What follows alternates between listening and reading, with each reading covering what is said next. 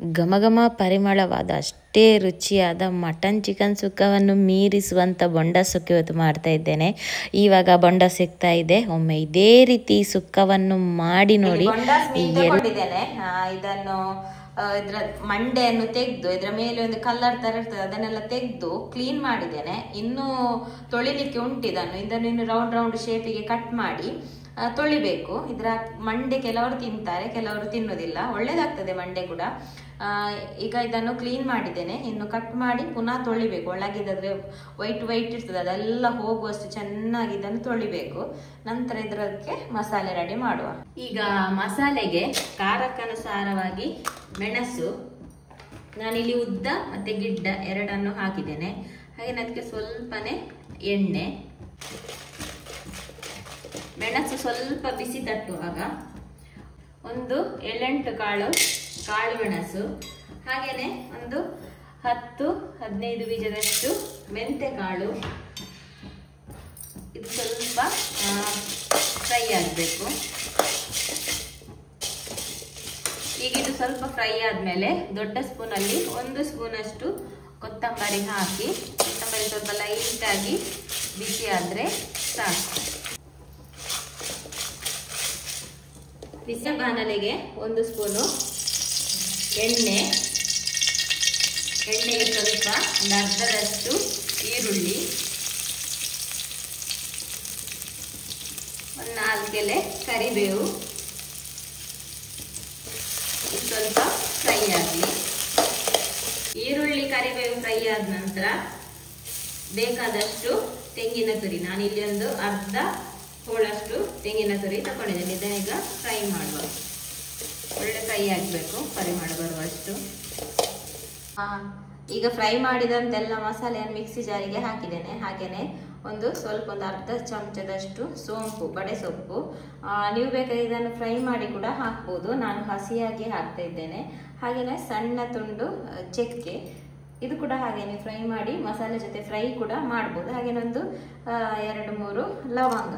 ನಾನಿಲ್ಲಿ ಇದನ್ನು ಫ್ರೈ ಮಾಡೋದನ್ನೇ ಹಾಕ್ತೇನೆ, ನನಗೆ ಅದರ ಹಸಿ ಸ್ಮೆಲ್ಲೇ ತುಂಬ ಒಳ್ಳೆಯದಾಗೋದು. ಹಾಗೆ ನಾನು ಸ್ವಲ್ಪ ಅರಶಿನ ಹಾಕ್ಕೊಂಡು ಈಗ ಇದನ್ನು ಒಂದು ಪುಡಿ ಮಾಡಿ ತರುವ.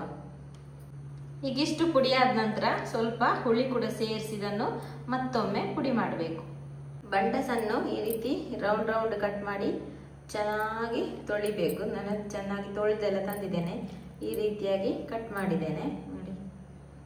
ಇದರ ಒಳಗೆ ಒಂದು ಬಿಳಿ ಬಿಳಿ ಇರ್ತದೆ, ಆ ಬಿಳಿ ಬಿಳಿ ಎಲ್ಲ ಹೋಗ್ಬೇಕು. ಹಿಂಡಿ ಇದನ್ನು ತೊಳಿಬೇಕು ಈ ರೀತಿ ಹಿಂಡಿ. ಈಗ ಬೇಯಲಿಕ್ಕೆ ಇಡ್ಲಿಕ್ಕೆ ನಾನಿಲ್ಲಿ ತುಪ್ಪ ಹಾಕ್ತಾ ಇದ್ದೇನೆ. ಎಣ್ಣೆ ಕೂಡ ಹಾಕ್ಬೋದು. ಇದು ಸ್ವಲ್ಪ ಮೀನು ಸ್ವಲ್ಪ ಹೀಟ್ ಅಂತ ಹೇಳ್ತಾರೆ, ಹಾಗಾಗಿ ತುಪ್ಪ ಹಾಕಿದ್ರೆ ಒಳ್ಳೇದು. ಈಗ ಇದಕ್ಕೆ ಸಣ್ಣಗೆ ಕಟ್ ಮಾಡಿದ ಈರುಳ್ಳಿ, ಸಣ್ಣಗೆ ಕಟ್ ಮಾಡಿದ ಶುಂಠಿ ಮತ್ತೆ ಬೆಳ್ಳುಳ್ಳಿ ಹಾಕ್ತಾ ಇದ್ದೇನೆ. ಸ್ವಲ್ಪ ಫ್ರೈ ಆಗಬೇಕು. ಈಗ ಇದಕ್ಕೆ ಸಣ್ಣಗೆ ಕಟ್ ಮಾಡಿದ ಈರುಳ್ಳಿ ಸ್ವಲ್ಪ ಜಾಸ್ತಿಯೇ ಹಾಕಬೇಕು. ಸ್ವಲ್ಪ ಕರಿಬೇವು ಕೂಡ ಹಾಕೊಂಡು ಈರುಳ್ಳಿ ಒಳ್ಳೆ ಫ್ರೈ ಆಗಬೇಕು. ಫ್ರೈ ಆದ್ಮೇಲೆ ಇಲ್ಲಿ ಒಂದು ಟೊಮೆಟೊ ಹಾಕ್ತಾ ಇದ್ದೇನೆ. ಈರುಳ್ಳಿ ಇನ್ನಷ್ಟು ಫ್ರೈ ಆದ್ರೆ ಒಳ್ಳೇದು. ಆದ್ರೆ ನನ್ನದು ಈ ಮಣ್ಣಿನ ಪಾತ್ರೆ ಉಂಟಲ್ಲ, ಅದ್ರ ಜಾಸ್ತಿ ಫ್ರೈ ಮಾಡ್ಲಿಕ್ಕೆ ಇಡ್ಲಿಕ್ಕೆ ಆಗುದಿಲ್ಲ, ಪಟ ಅಂತೆಲ್ಲ ಹೊಡಿತದೆ.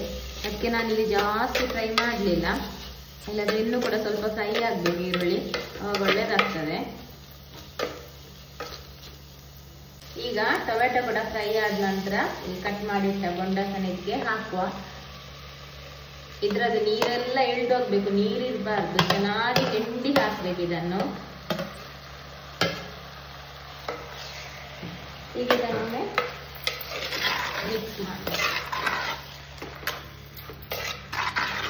ಮಿಕ್ಸ್ ಎಲ್ಲ ಕೊಟ್ಟು ಹೀಗೆ ಒಂದು 2 ನಿಮಿಷ ಬಿಡುವ.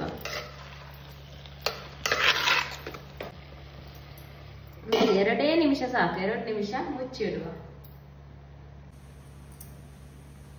ಈಗ ಒಂದು 2 ನಿಮಿಷದಲ್ಲಿ ಇದಕ್ಕೆ ರುಚಿಗೆ ತಕ್ಕಷ್ಟು ಉಪ್ಪು ಸೇರಿಸಿ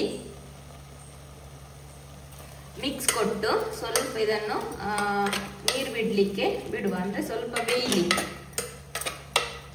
ನೋಡಿ ಸ್ವಲ್ಪ ನೀರು ಬಿಡ್ತಾ ಬಂತು. ಈಗ ಹೈ ಫ್ಲೇಮಲ್ಲಿ ಇಡ್ಬೋದು. ಈಗ ಒಂದು 2-3 ನಿಮಿಷ ಬಿಡುವ. ಈಗ ನೋಡಿ ಚೆನ್ನಾಗಿ ನೀರು ಬಿಟ್ಟಿದೆ.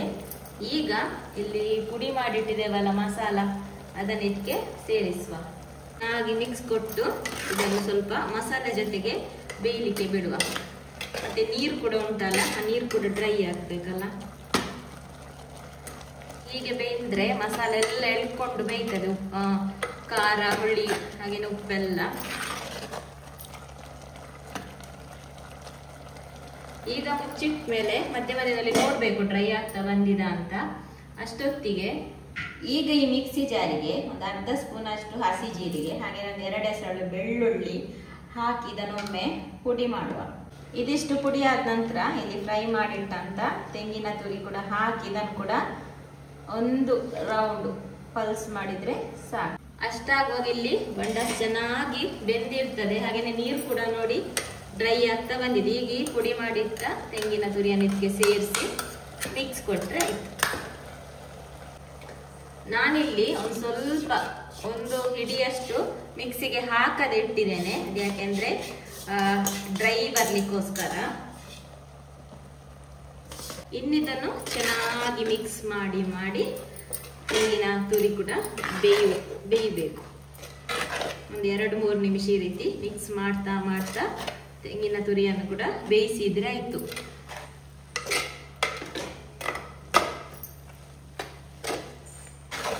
ಡ್ರೈ ಆಯ್ತು, ಹಾಗೇನೆ ಒಳ್ಳೆ ರೀತಿ ಬೆಂದಾಯ್ತು. ಎಲ್ಲವೂ ಚೆನ್ನಾಗಿ ಬೆಂದು ಚೆನ್ನಾಗಿ ಹೊಂದ್ಕೊಂಡಿದೆ ನೋಡಿ. ಸುಕ್ಕ ಕೂಡ ಡ್ರೈ ಆಗಿ ಬಂದಿದೆ. ಬಂಡ ಸುಕ್ಕ ಸವಿಯಲು ಸಿದ್ಧ.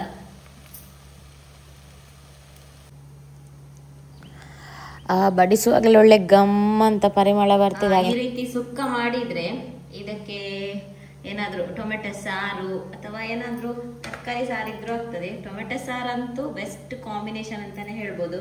ಸಖತ್ ಆಗ್ತದೆ. ಕುಚ್ಚಲಕ್ಕಿ ಅನ್ನ, ಟೊಮೆಟೊ ಸಾರು ಮತ್ತೆ ಈ ಬಂಡ ಸುಕ್ಕ.